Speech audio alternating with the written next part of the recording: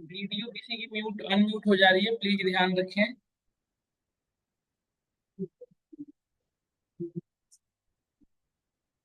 Starting from here let's see. देखो कल की क्लास में सिर्फ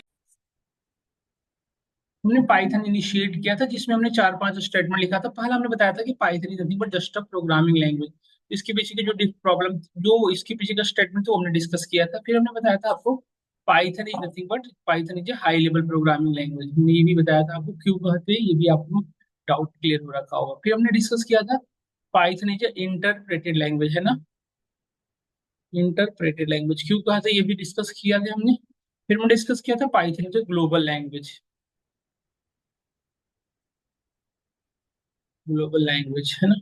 फिर हमने डिस्कस किया था fourth statement Python, sorry implementation of Python, यही डिस्कस किया था हमने, बताइए। और कुछ तो नहीं डिस्कस, आप बताएं। यही हमने चार स्टेटमेंट, इसमें से किसी को कोई डाउट बताएं। यही हमने चार स्टेटमेंट आज, यही हमने लास्ट क्लास में हमने यही डिस्कस किया था, बस इसी का इंट्रोडक्शन पार्ट किया था कवर। और इसकी रिकॉर्डिंग भी अपलोड कर दिया था मैंने आपको, आप फाइंड आउट कर लिए होंगे, है ना। ये पांच स्टेप के बाद हम मूव करते हैं आगे। नेक्स्ट जो टॉपिक पढ़ने वाले हैं आज की क्लास में जो डिस्कस करेंगे, naming convention. We have a topic that is called naming convention. Naming convention for a variable. एक वेरिएबल के इससे रिलेटेड कितने कन्वेंशन है और उसके क्या क्या रूल्स हैं, ये पढ़ेंगे। Set of rule and naming convention for a variable अभी डिस्कस करने वाले, यही स्टेटमेंट, ठीक है। Let's start. देखिए, देखो पाइथन की कोडिंग हमने बताया था आपको कि दो जगह पे कर सकते हैं, या तो आप आईडीएलई पे कर सकते हैं या तो आईडी ई पे कर सकते हैं। हमने पढ़ा था ना पाइथन कोडिंग कहाँ कर सकते हैं, आईडीएलई पे या आईडी। आईडीएलई पे हम यूज नहीं करेंगे क्योंकि इसका इन्वायरमेंट बहुत अच्छा नहीं है। चाहे तो आप कर सकते हैं, आईडी यूज करेंगे। आईडी में भी हम ऑनलाइन और ऑफलाइन दोनों दोनों तरह के आईडी यूज कर सकते हैं, आ- है ना। ऑफलाइन हमने बताया था आपको कौन कौन सा था। ऑफलाइन में बताया था VS कोड, जुपिटर, पाइथन, बहुत सारे हैं, बट हम प्रीफेयर करेंगे ऑनलाइन वाले को। देखिए ऑनलाइन में कैसे यूज करते हो, मैं आपको आइडिया देता हूँ। देखिए let's say start. Google Colab, यहाँ पे सिंपली राइट करना है आपको गूगल कोलैब। सब लोग अपने क्रोम पे जाएंगे, यहाँ पे राइट करेंगे गूगल कोलैब। देखिए इंटर हिट करता है, ये ऑन हो गया। देखिए इस तरह से हो गया ना। इसकी जो ऑफिशियल वेबसाइट है फर्स्ट वन, इस पे इंटर हिट करें, ये इस तरह से ओपन हो गया, देख पा रहे हैं आप। हो गया। और यहाँ पे आपको कुछ नहीं करना, click on new notebook option दिख रहा है आपको, सब में दिख रहा होगा ऐसे, click on new notebook, then start.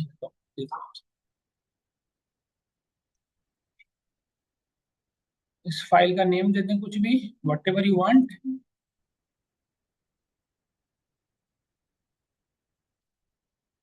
Naming convention,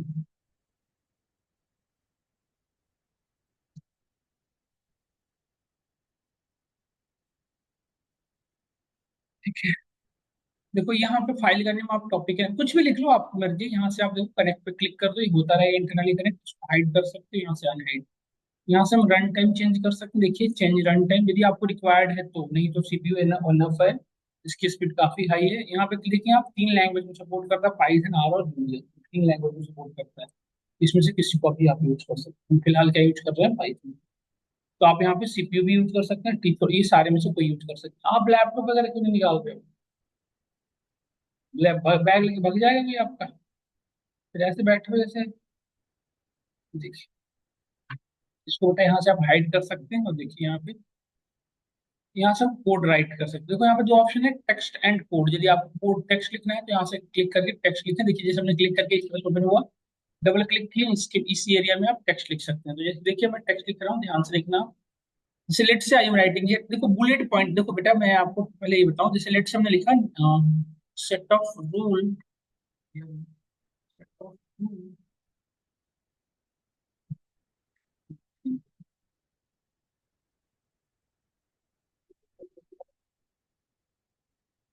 ठीक ठीक कभी कर देता हूँ। Set of rule for naming, और इसको देखो बोल्ड करनी है तो सिंपली आप इस पर क्लिक करो, bold.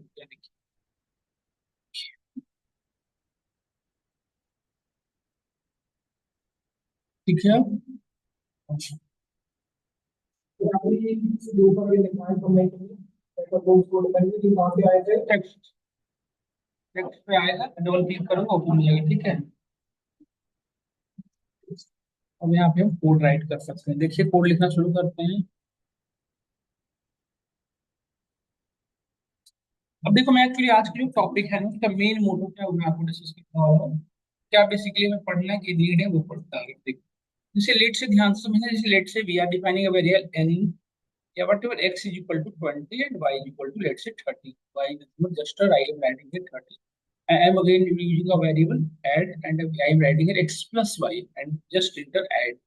Then just run this one. Run कैसे करेंगे? रन करने के लिए आपको सिंपली इस पे क्लिक करो, आइदर क्लिक ऑन हियर या आइदर क्लिक शिफ्ट एंटर, इसमें जो आपको आसानी पड़ेगा। जैसे हमने शिफ्ट एंटर किया, देखो ये किसने क्या किया। यहाँ पे इस पूरे कोड को समझते हैं, ध्यान से देखिए। एक्स इज नथिंग बट, यहाँ पे देखो एक्स क्या है, वेरिएबल है। 20 इज व्हाट, जस्ट वैल्यू। 20 क्या है, वैल्यू है। इसको क्या क्या कहते हैं, कांस्टेंट वैल्यू। मैथमेटिक्स अकॉर्डिंग ये क्या है हमारा, कांस्टेंट वैल्यू। पाइथन में भी कांस्टेंट को क्या कहते हैं, literals. This is called literals. और देखो ये कैसी वैल्यू है, इंटीजर वैल्यू, इसलिए इसे क्या कहेंगे हम, इंटीजर लिटरल्स। यही 20.5 होता है तो इसे क्या कहते हैं हम, फ्लोटिंग। समझ रहे हैं ना। तो वाट एवर वैल्यू उसके अकॉर्डिंग उसको हम कहते हैं लिटरल्स। क्या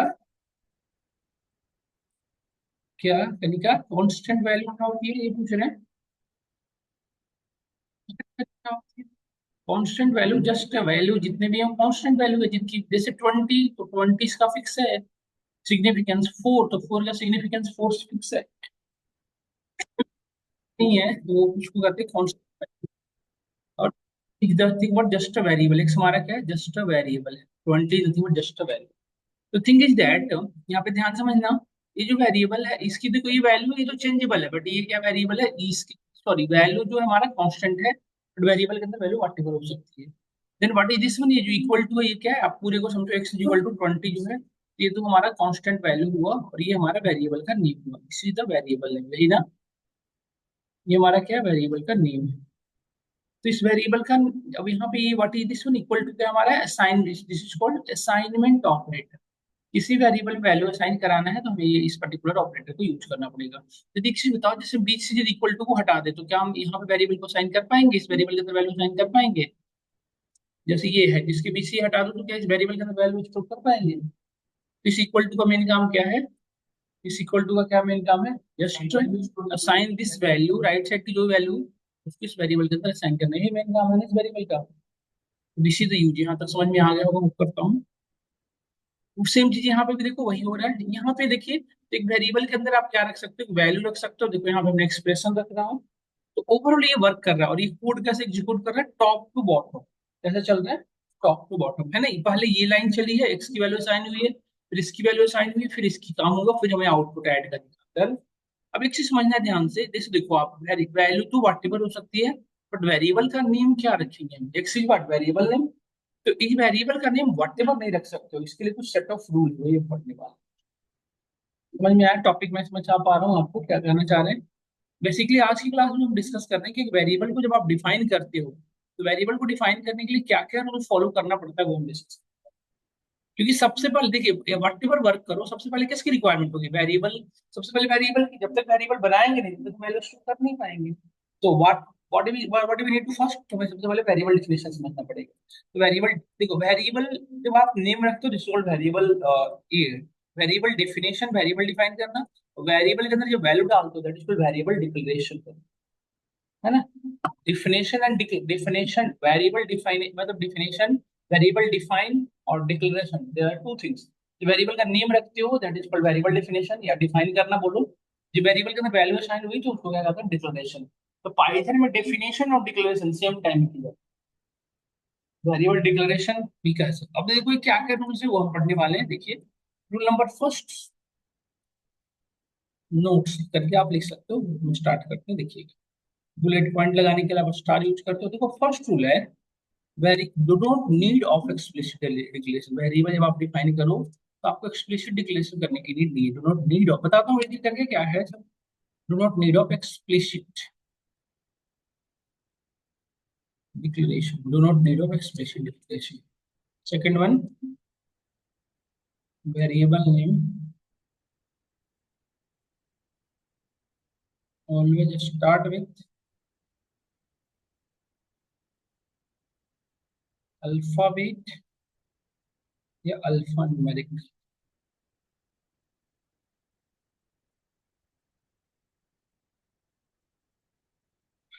वेरिएबल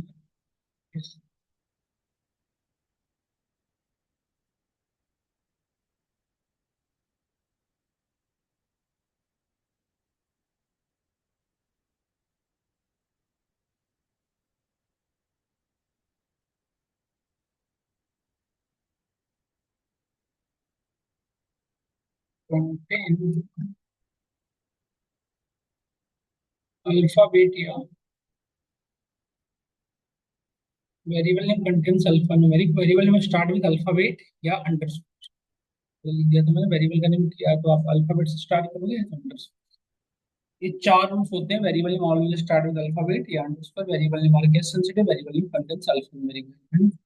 इसको आप नीचे रखो। ये चार रूल्स हैं जो हमें फॉलो करने पड़ेंगे जब भी एक वेरिएबल डिफाइन करेंगे। तो कौन कौन से रूल्स हैं, कैसे कैसे फॉलो करते हैं कि कंफ्यूजन, अब शायद आपने लिख लिया होगा। तो मैं ऐसे फाइल पूरी भेज दूंगा, बट आप फिर भी अपने पेन पेपर से अपनी अकॉर्डिंग राइट आउट किया करें, ठीक है। अब देखो first one, do not need of explicit declaration. इसका क्या मतलब है? लेट से आपने एक वेरिएबल लिखा एन, एन की वैल्यू आपने रखा इंटीजर, एन की वैल्यू कैसी है इंटीजर। तो बाकी की जितनी भी वेरिएबल हैं, यदि आपको एक वेरिएबल के अंदर जैसी वैल्यू रखनी है, चाहे वट एवर, जैसे इंटीजर फ्लोट वट एवर, पहले आपको डिफाइन करना पड़ेगा इंट एक्स। मतलब आप ये कह रहे हो कि x is just variable in which type of value, integer value. This is called explicit declaration. आप मैनुअली बता रहे हो कि x is just a variable in which type of value, integer value. This is called explicit declaration. मतलब आप एक manually explicitly Python बता रहे हो अपने लैंग्वेज को कि this is this type of value, है ना। बाकी जितने प्रोग्रामिंग लैंग्वेज उनमें ऐसे का लिखना पड़ता है, बट पाइथन में ऐसे लिखने की नीड नहीं है। देखो एरर दे रहा है, इनवैलिड सिंटैक्स मींस व्हाट, कि पाइथन में वेरिएबल व्हाटएवर हो वैल्यू, सॉरी, वेरिएबल व्हाटएवर हो वैल्यू व्हाटएवर हो, आप सीधा राइट करो। पाइथन ऑटोमेटिकली डिसाइड करेगा कि this particular value which type. जैसे आपको ये क्या बताना पड़ रहा है कि this particular value is integer, वो लैंग्वेज पर स्पेशलाइज नहीं कर पा रहा है, बट पाइथन इसको खुद से डिसाइड करता है कि this particular value comes under which category, integer float या व्हाटएवर, ये सब। बाय डिफॉल्ट आप जो वैल्यू डालेंगे वो ले लेंगे। इफ नहीं, क्यों इंटीजर लेगा? 56.5 इंटीजर लेगा। माइंड सेट करो ही मत कि डिफॉल्ट वैल्यू कुछ होता है। जो ऐसी वैल्यू वो सेल्फ, एक्चुअली पाइथन में सेल्फ डिक्लेरेशन है। पाइथन ऑटोमेटिकली जिस तरह की वैल्यू होगी उसके अकॉर्डिंग वो वैल्यू डिसाइड करेगा कि this particular value comes under which category. और वन मोर आगे जाके हम पढ़ेंगे पाइथन के अंदर, पाइथन में everything comes in class and object form. तो ये होता ही नहीं कुछ है डेटा टाइप, बस अभी हम पढ़ने के लिए पढ़ रहे हैं, बताने के लिए पढ़ रहे हैं। हाँ,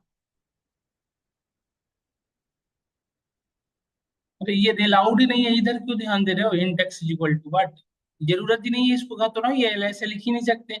आप सीधा x की वैल्यू डालो ना, जो भी लिखना है।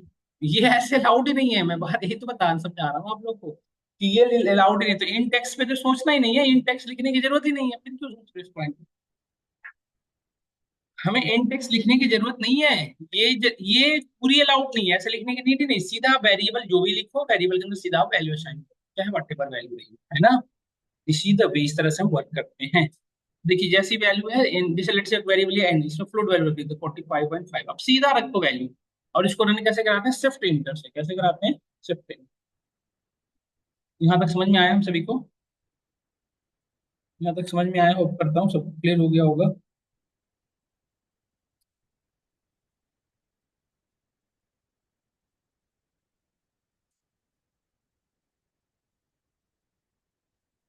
इंटर, शिफ्ट शिफ्ट इंटर बेटा, शिफ्ट इंटर। इंटर आप प्रेस किया, या फिर आप मैम इस पे भी क्लिक कर सकते हैं। देखिए ये रहा मैम, इस पे भी क्लिक करेंगे तो भी रन कर जाएगा, बट बेटर है कि आप शिफ्ट इंटर यूज किया। वो शॉर्टकट ज्यादा कन्वीनियंट होगा, क्योंकि उससे ना एक सेल जनरेट भी होते चला जाता है। सिर्फ आप इंटर, सिर्फ आप इस पे क्लिक करेंगे तो ये रन करेगा, बट शिफ्ट इंटर से सेल आगे की ओर क्रिएट होते चला जाएगा। है तो यहाँ तक मैंने समझा, आई थिंक होप करता हूँ समझ आ रहा होगा आपको ये चीजें, है ना। तो एन की वैल्यू हमने इस तरह से साइन कर लिया 45। अब वट एवर वैल्यू आप सीधा वेरिएबल के अंदर, तो आपको समझ में आ रहा होगा what is the meaning of explicit declaration. Python में हमें एक्सप्लिसिट डिक्लेरेशन करने की नीड नहीं। Second statement, variable name always start with alphabet या अंडरस्कोर। वेरिएबल का नेम या तो आप अल्फाबेट से स्टार्ट कर सकते हो या तो अंडरस्कोर से। वेरिएबल का नेम अल्फाबेट से मीन्स व्हाट, वेरिएबल का नेम हम नम रख सकते हैं क्योंकि नम का एन क्या है, अल्फाबेट है ना। देखिए इसमें वेरिएबल का नेम नम पॉसिबल है, यस पॉसिबल है, क्यों, क्योंकि एन क्या है, कैपिटल है, सॉरी अल्फाबेट है ना। तो आप सिंपली ऐसे वेरिएबल का नेम रख सकते हैं। देखिए कोई एरर नहीं आ रहा है आपको, आउटपुट देखिए प्रॉपर दिख रहा है ना। नम इन विच टाइप वैल्यू, नम के अंदर कैसी वैल्यू आप देख सकते हैं, नम के अंदर कैसी वैल्यू साइन हुई है, 90 है ना। देखिए 90 मीन्स व्हाट, और वेरिएबल का नेम एक चीज और आप देखिए, वेरिएबल का नेम या तो अल्फाबेट से स्टार्ट हो सकता है या तो वेरिएबल का नेम किससे स्टार्ट हो सकता है, अंडरस्कोर। वेरिएबल का नेम अंडरस्कोर डीएफ भी अलाउड है, अंडरस्कोर डीएफ रख सकते हैं, यस रख सकते हैं, क्योंकि देखो अंडरस्कोर डीएफ भी अलाउड है, नो एरर। देखिए sorry underscore DF is equal to value same time, मैंने बताया बताया आपको वेरिएबल का definition and declaration same time. Variable का नेम जैसे आपने एक्स वाई रख रहे हैं तो उसी तरह से वेरिएबल का नेम नम भी हो सकता है, क्योंकि एन का अल्फाबेट से स्टार्ट हो रहा है। आप अंडरस्कोर भी रख सकते हैं क्योंकि दोनों अलाउड। समझ में आ रहा होगा सभी को,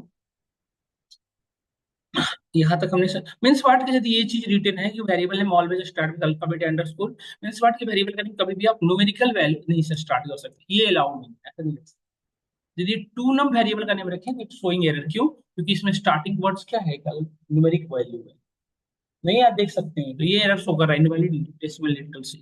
या फिर वेरिएबल का नाम किसी स्पेशल कैरेक्टर से आप स्टार्ट नहीं कर सकते, ऐसे नहीं रख सकते। देखिए यही ना, इस भी एरर समझ में आ रहा है आपको, नई चीज समझ में क्लियर हो रहा होगा आपको। This is all things about एक variable. Now move to next. Variable variable name contains alpha numeric, variable alpha numeric possible means what, कि टू नम तो पॉसिबल नहीं है बट नम टू रख सकते हैं, नहीं। अब देखो वेरिएबल का नेम अभी हमने टू नम नहीं रख पा रहे थे क्योंकि अल्फाबेट से स्टार्ट हो रहा था, बट नम टू रख सकते हैं, क्यों, क्योंकि स्टार्ट किससे हो रहा है, समझ रहे हैं ना। तो इस तरह से वर्किंग है इसका, देखो ये वर्किंग। तो वेरिएबल का नेम नम टू पॉसिबल है, देखो। तो नम 2.2 ही देखो, नम 2.5 क्या हम रख सकते हैं, जस्ट थिंक, क्या हम वेरिएबल का नेम ये रख सकते हैं, नहीं ये ना दे रहा है, देखिए वेरिएबल बीच में डेसिमल अलाउड नहीं है, समझ रहे होंगे आप सभी लोग मेरी बात, है ना। वेरिएबल का नेम नम ये 25 होता तो रख सकते थे, इंटीजर वैल्यू रख सकते थे अल्फा न्यूमेरिक।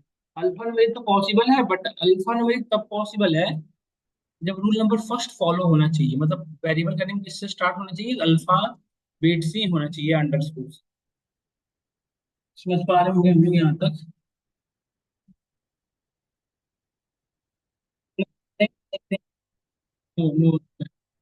आप क्लियरली रिटेन है, वेरिएबल नेम सिर्फ अल्फाबेट से या अंडरस्कोर से स्टार्ट होता है, सिर्फ।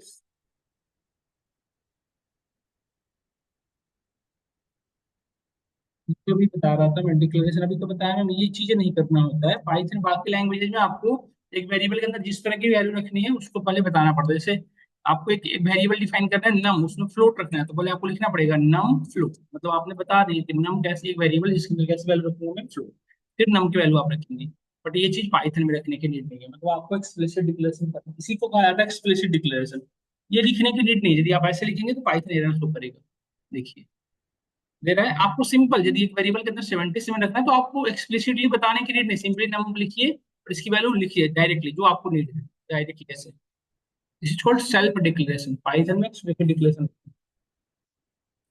नेक्स्ट पार्ट हमने पढ़े वेरिएबल नेम कंटेंट्स अल्फान्यूमेरिक, समझ में आया होगा। एक चीज और बताएं, क्या हम वेरिएबल का नेम स्टूडेंट आईडी रख सकते हैं, लेट्स से हमने वेरिएबल का नेम क्या हम ये रख सकते हैं, स्टूडेंट आईडी। ये गैपिंग अलाउड नहीं है क्योंकि अल्फा न्यूमेरिक नहीं हो रहा है, या स्पेस जो है स्पेस, स्पेस आपका एक स्पेशल कैरेक्टर पाइथन क्रिएट करता है, देखिए अब रख सकते हैं, देखिए है ना।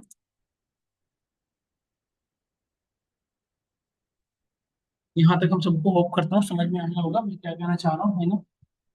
तो वेरिएबल का नेम ये सब अलाउड है, वेरिएबल का नेम एम्प्लॉय रख सकते हैं, देखिए एमपी एम्प्लॉय आईडी ऐसे रख सकते हैं, नॉट श्योर, है ना,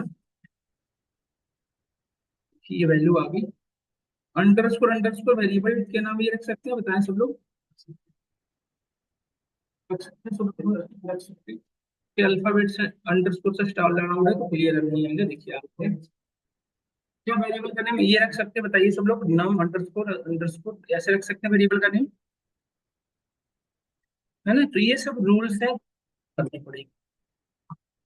ये भी सारे रूल्स रेगुलेशंस और दूसरा चीज हमने बताया कि वेरिएबल का नेम केस सेंसिटिव है। कैपिटल डेटा की वैल्यू यदि लेट्स 88, स्मॉल डेटा की वैल्यू हमने 99 रखा है। ये दोनों डिफरेंट है क्योंकि ये दोनों एक कैपिटल में है एक स्मॉल। ये जो कैपिटल है पाइथन केस सेंसिटिव, देखो जितने भी लैंग्वेज केस सेंसिटिव उसका मतलब ये होता है अपर केस और लोअर केस दोनों का मतलब बहुत डिफरेंट है।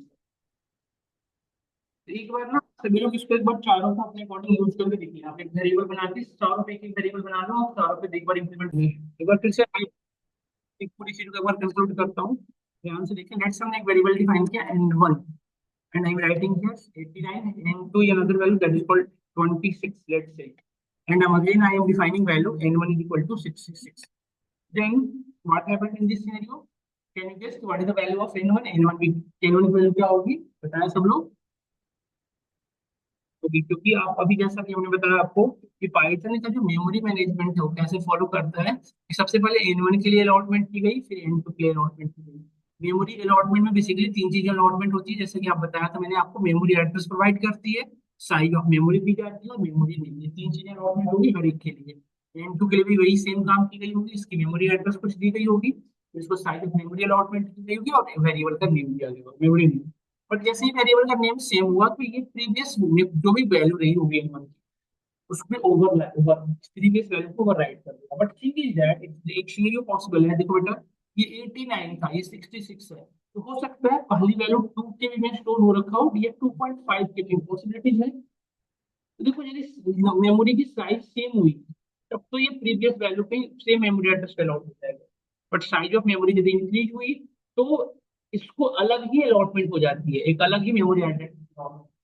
मतलब अब आपको प्रीवियस मेमोरी एड्रेस जो एन वन की रही हुई वो नहीं है, but in overall N one की जो मेमोरी एड्रेस रहेगी वो एक ही रहेगी। एन वन की जो मेमोरी एड्रेस रहेगी ओवरऑल वो सिंगल ही रहेगी।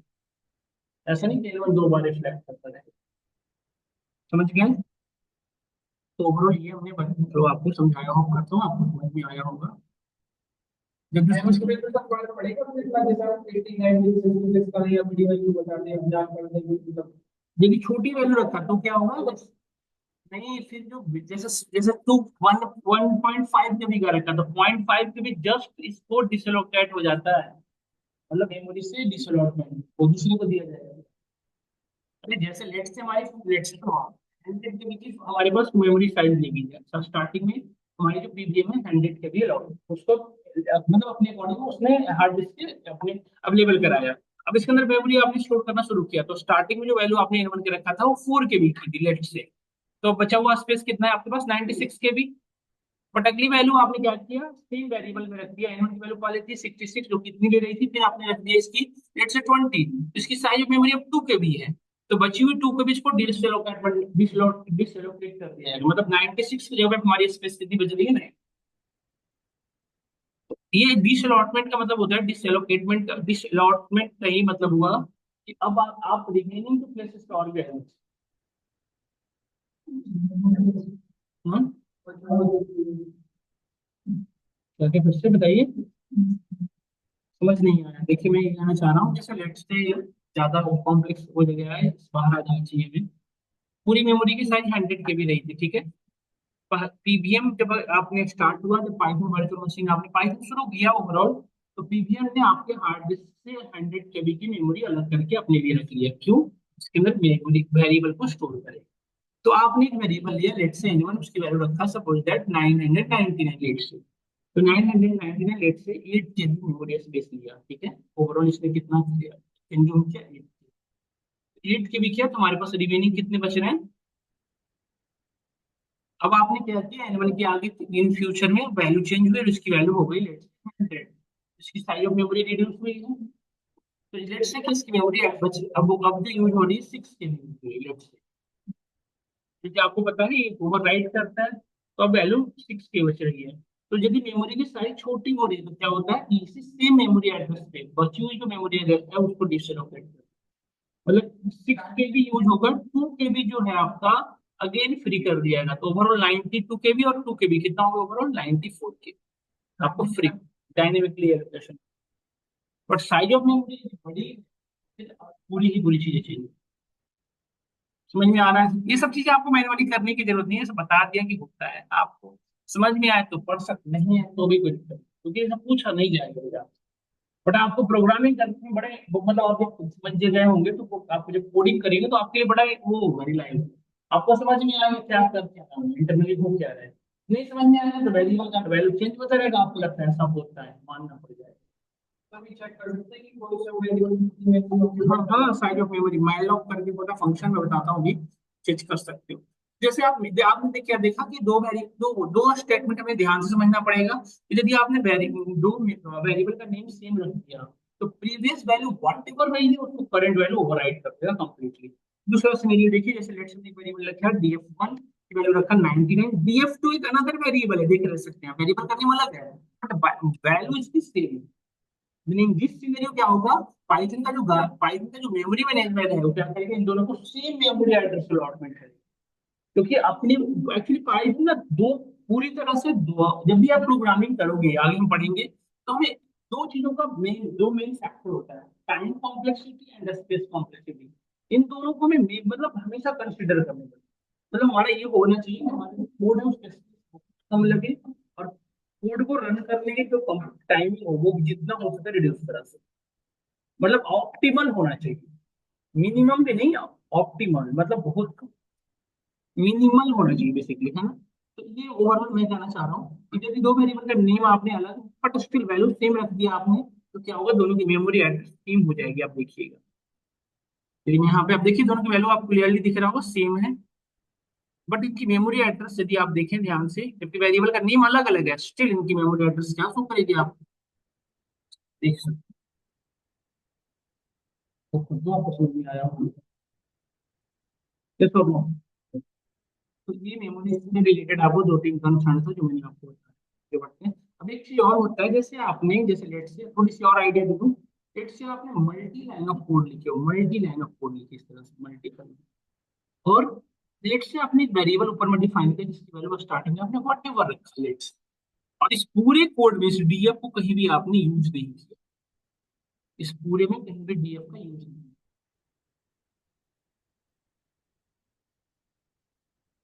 एक सेकंड रुक जाइए, एक सेकंड रुक जाइए। आप यहाँ पे गार्बेज कलेक्टर की यदि बात करूँ मैं गार्बेज का, यहाँ पे समझिएगा पाइथन में होता है बेसिकली गार्बेज कलेक्टर, जैसे डीएफ वैल्यू आपने क्या रखा लेट्स से 20। तो ये होगा क्या इस सिनेरियो में, आप नोटिस करिएगा, यहाँ पे ध्यान रखिएगा होगा क्या कि जो प्रीवियस आपके ये पूरे में कहीं भी यूज नहीं हुआ था, एक टाइम बाद जो डीएफ है उसकी मेमोरी अलॉटमेंट मेमोरी से बाहर हो, जैसे आपने एक मल्टीपल लाइन ऑफ कोडिंग लिखी है, जैसे आपने मल्टी लाइन ऑफ कोड लिखी और ऊपर में आपने एक वेरिएबल डिफाइन किया डीएफ इक्वल टू कंप्लीट से, और पूरे में आपने पूरे प्रोग्राम में कहीं भी इसको यूज नहीं किया। तो जैसे कोड रन करना शुरू हुआ होगा तो पाइप वाले टीएफ की भी सारी चीजें की गई होगी, मेमोरी अलॉटमेंट की गई होगी, बट इसको कहीं भी यूज नहीं करने की वजह से पाइथन का जो गार्बेज कलेक्टर है तो कुछ टाइम के बाद क्या कर देगा,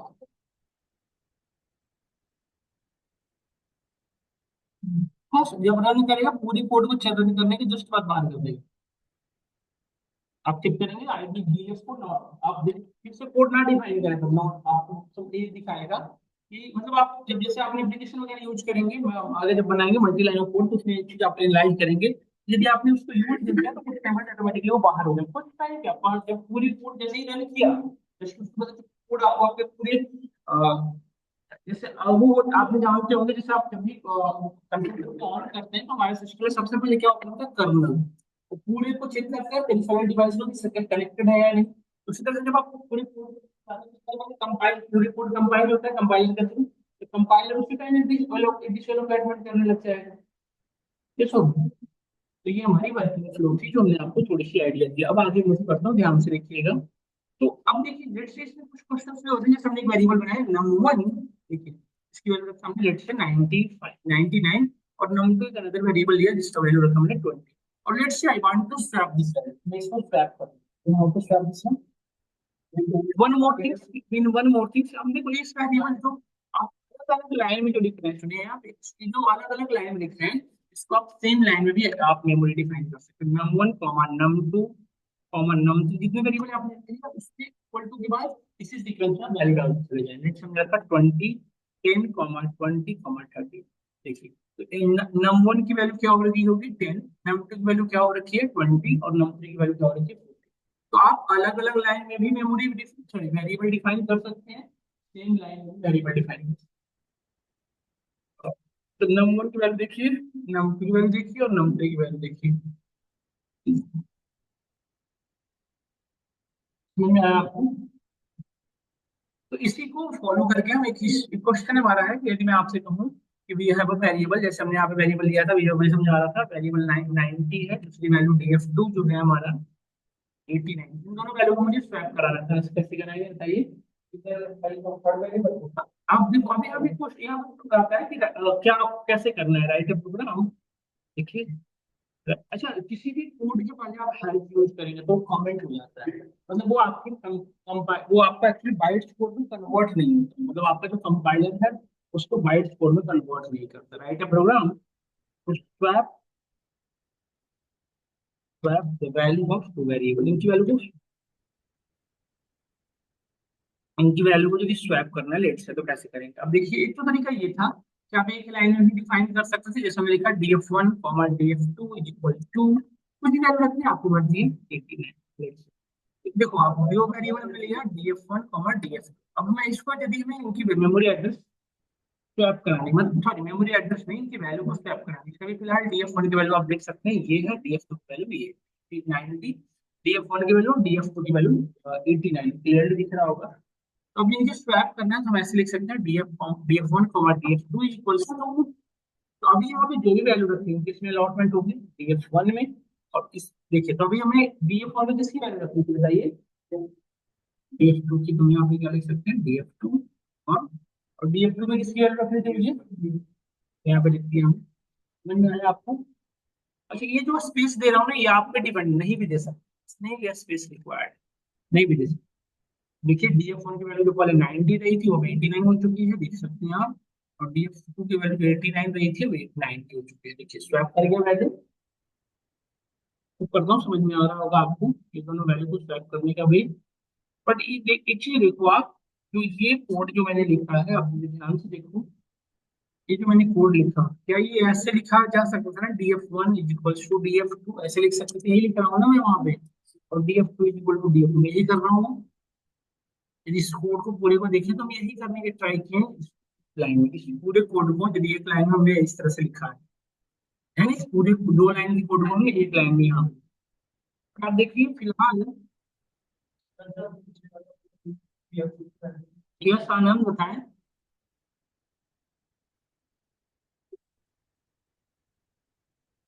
तो पाइथन चल स्टार्ट करता हूँ थोड़ा सा।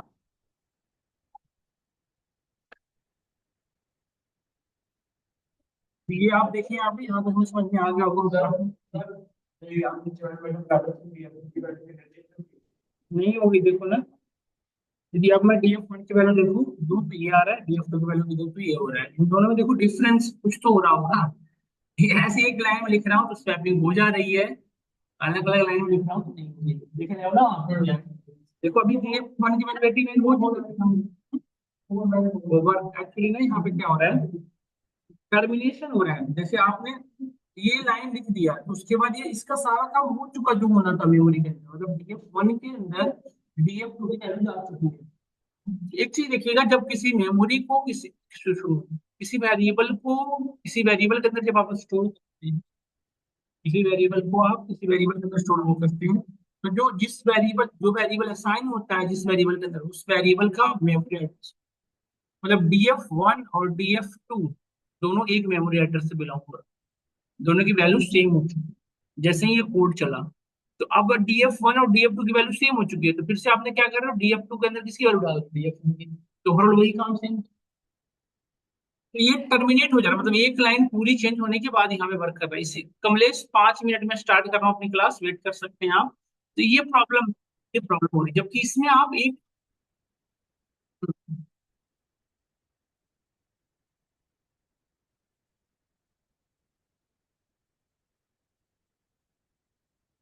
उसमें चेंज हुआ था, वही तो मैं समझा रहा हूँ, ये अलग अलग लाइन में लिखने पे नहीं होगा, मैं वही समझा रहा हूँ।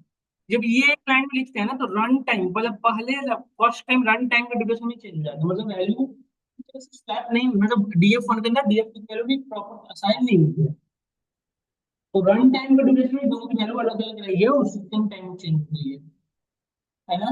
इसको थोड़ा सा भी समझ पाए हम, तो सीपीयू आप समझते होंगे हर एक प्रोसेस को अपनी सीपीयू पे अलॉटमेंट की जाती है अकॉर्डिंग टू देयर शेड्यूलिंग, है ना।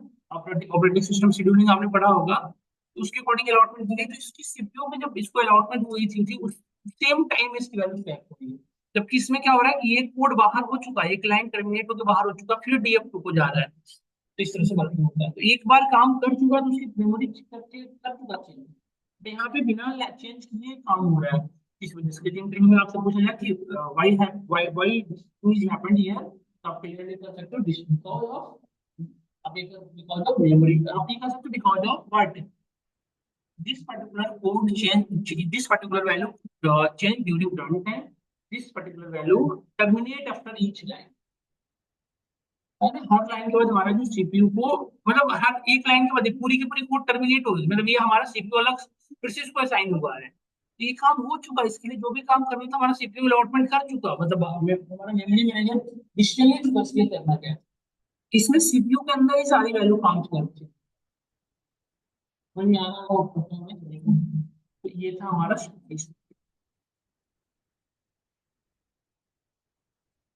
और हाँ, और भी तरीके से बताता हूँ मैं कि ये बस टू वेरिएबल, लेट्स से ये दो वेरिएबल, यही तो होते हैं, लेट्स से यही तो होते हैं वेरिएबल जो जिसके अंदर आप टाइप करते हैं। तो let's say just type of container है, कंटेनर ये है, दो वेरिएबल है, लेट्स से एक के अंदर टी है, दूसरे के अंदर मिल्क है, इसकी वैल्यू को मुझे स्वैप करना है, लेट्स से इसकी वैल्यू यहाँ रखनी है, इसकी वैल्यू यहाँ रखनी है। क्या कर सकते हैं कि आप रियल में थर्ड क्लास रख सकते हैं।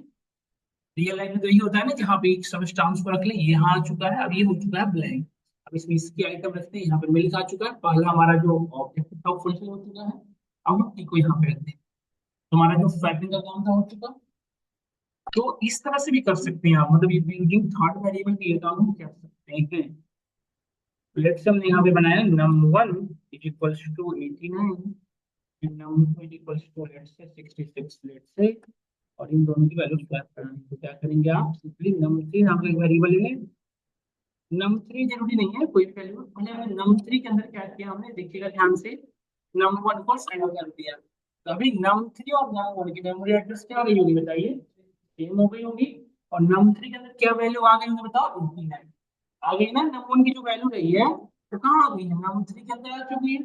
अब यदि मैं नम वन को ओवर राइट करूँ तो भी हमें कोई दिक्कत है नहीं, क्योंकि नम वन की वैल्यू को मैंने एक जगह पे सेव रखा नम थ्री के अंदर, ये सब।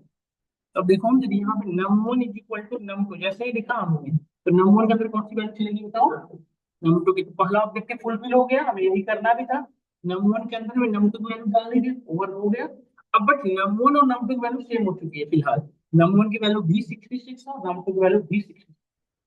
बट अब हमें ऐसा नहीं करना था, नम टू के अंदर नम वन की वैल्यू रखी, नम टू के अंदर नम वन की वैल्यू तो रही नहीं, नम वन की वैल्यू कहाँ रख रखे होते आप, नम थ्री में आपने पहले साइन कर रखा था, तो अब नम थ्री, तो देखो जो चाहिए, अब नम टू और नम थ्री दोनों की वैल्यू सेम हो चुकी है।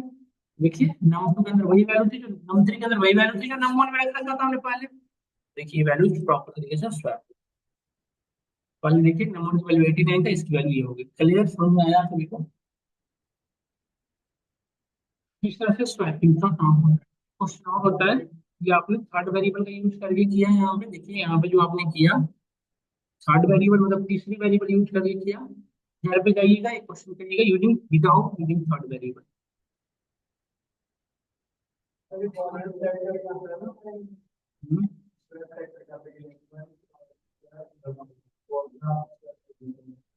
यूज किया करें, कोशिश करें। और एक क्वेश्चन और दे रहा हूँ विदाउट यूजिंग, घर से इस बार ट्राई करिएगा इस क्वेश्चन को, सब लोग नेक्स्ट सैटरडे को डिस्कस करेंगे, इसके आगे नेक्स्ट टॉपिक पढ़ेंगे कल क्लास में। आप लोग वो रहे थोड़ा सा without using third variable. Let's say हमने वेरिएबल लिखा n1 की वैल्यू रखा 89 इनटू, अच्छा एक चीज और बताऊं, डॉक्यूमेंटेशन इसकी चेंज होती रहती है, तो ये अपने अकॉर्डिंग जो भी इसके लिए ऑप्टिमल होगा, कल को मेमोरी एड्रेस मेमोरी मैनेजमेंट इससे ज्यादा स्ट्रॉन्ग कॉन्सेप्ट लेके आएगा कोई, तो इसकी जो मेमोरी मैनेजमेंट का जो कॉन्सेप्ट है दीजिए, है ना। ऐसा नहीं कि कोई फिक्स रूल है इसको चेंज करना है, ये क्वेश्चन है हमारा, इसको घर पे आपको स्वैप करनी है, ठीक है। एक बार अटेंडेंस सब लोग कर लें, हम लोग जितने बैठे हैं अभी, बताइए मोहन।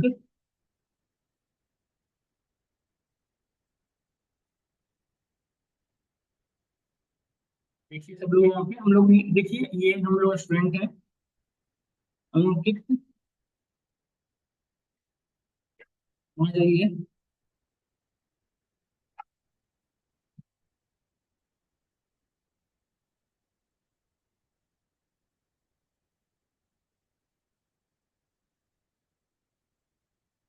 देखिए एक बार सब लोग, अंकित है, Ankit, Ansh, yes sir, Ayush, yes sir, Abhishek, yes sir, Anshika.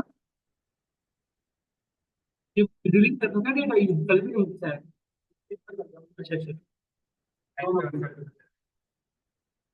वैभव का भी, रोहित, ये रोहित दो है।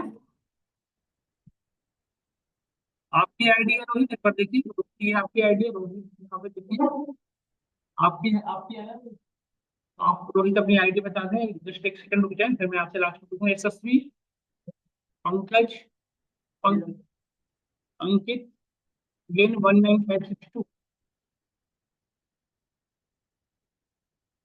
लक्की, प्रिंस, मोहक है, निधि है, रोहित कुमार 1933, कनिका है, रोहित वन, ऋतु है, यस। मैम आपने आईडी बता सकती हैं आगे? अमन, अमन, अमन, ऑर्डर 016, आपने आपकी है बेटा, ये भी वाला है। एक अमित, अमित, अमित और शमशुद्दीन। हाँ, और कोई मैसेज इनका बताओ, और किसी का जिनका, ओम दयाल आईडी बता दीजिए, ओम दयाल,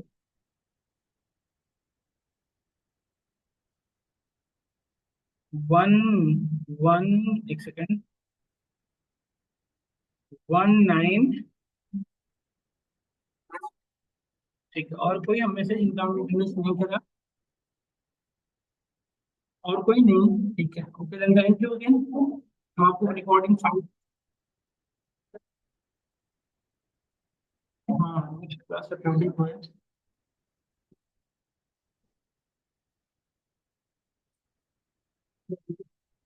फंक्शन हेल्थ नीड पे है, समझ रही है? तो ये आपको कुछ नहीं लिख रहा हूँ, आप देखिए उस पे लिंक पे क्लिक करेंगे, मैसेज कर दो भी, अभी कर दो ना, मैं ऐड करता हूँ। एक सेकंड रुक जाओ, प्रिंट ए एंड बी, ए 12 क्या हो रहा है, मेमोरी एक्सेस चेंज हो रहा है, क्या दिक्कत क्या हो रही है बताइए।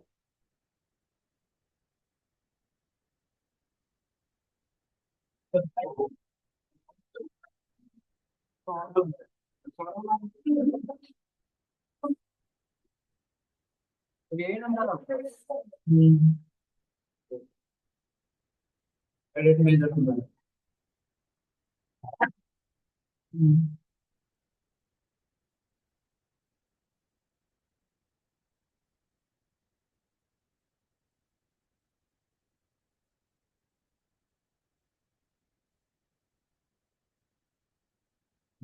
आंसर आईडी, आईडी भी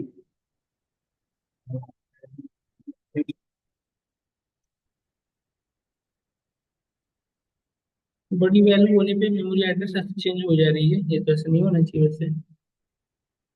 बताता हूँ मैं देख के एक बार,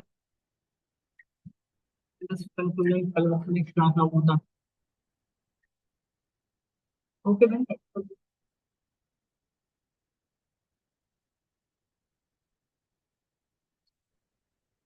नहीं, मैं पूछा तो था मैम, इन्होंने अभी शेड्यूल करा नहीं है, तो मैं आपको आज बता देता हूँ, अभी जस्ट अभी क्लास एंड ऑफ द मैं आपको आज की शेड्यूल बता दूंगा। आपकी वीडियो प्रोबेबली कल से या नेक्स्ट सैटरडे से शुरू हो जाएगी।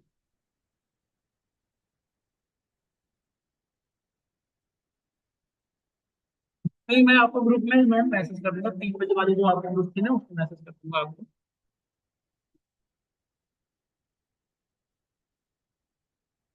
तो रेडमी के लिए चार, इस क्लास से उससे ज्यादा उसमें वो क्लास बहुत आगे निकल चुका है, उसमें नहीं समझ आएगा तुमको। ठीक है।